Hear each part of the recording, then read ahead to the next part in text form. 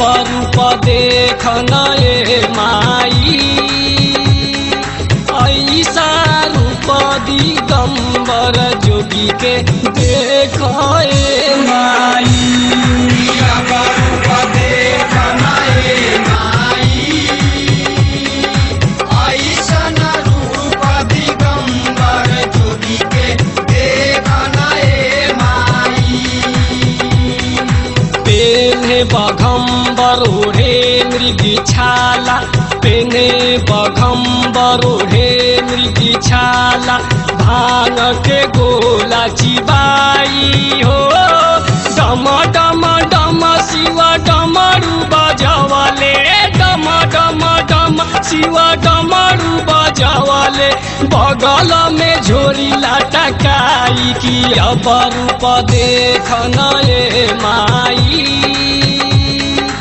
ऐसा रूप दिगंबर जोगी के देख ए माई रूप देखन ए माई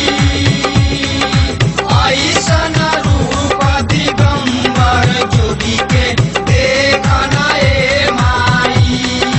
हर हर बम हर हर बम हर हर बम हर हर बम हर हर बम हर हर बम हर हर बम हर हर बम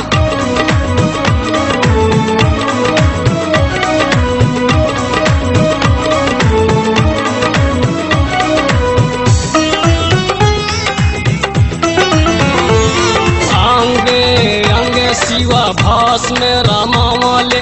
अंगे अंगे शिव भस्म रमौले गले शेष नागल टकाई हो बसा बैल पर चढ़ले महादेव बसा बैल पर चलले महादेव जय जयकार लगाई कि अब रूप देखन ए माई ऐसा रूप दिगंबर जोगी के देख ए माई रूप देखन ए माई ऐसन रूप दिगंबर जोगी के देखन ए माई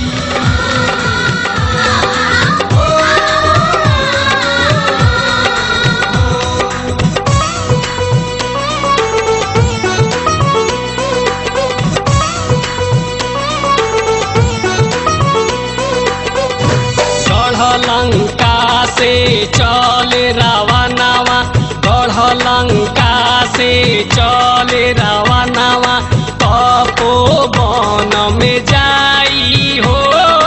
अछत चंदन बेल के पाती अछत चंदन बेल के पाती पूजा करे अरगाई कि अब रूप देखन ए माई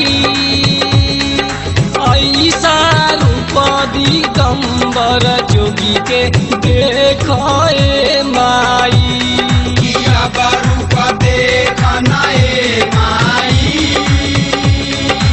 ऐसन रूप दिगंबर जोगी के देखन ए माई हर हर बम हर हर बम हर हर बम हर हर बम हर हर बम हर हर बम हर हर बम हर हर बम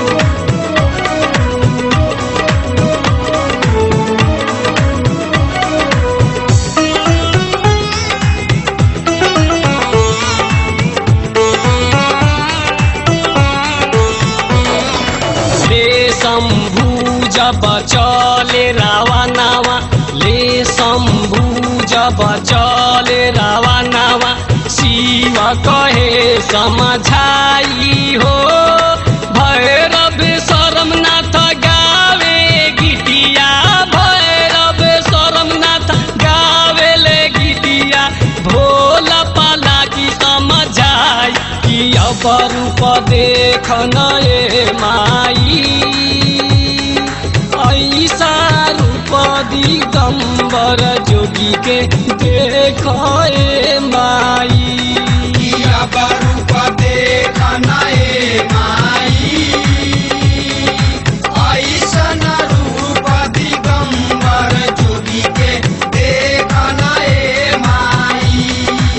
अपरूप देखना ए माई ऐसा रूप दिगंबर जोगी के देख ए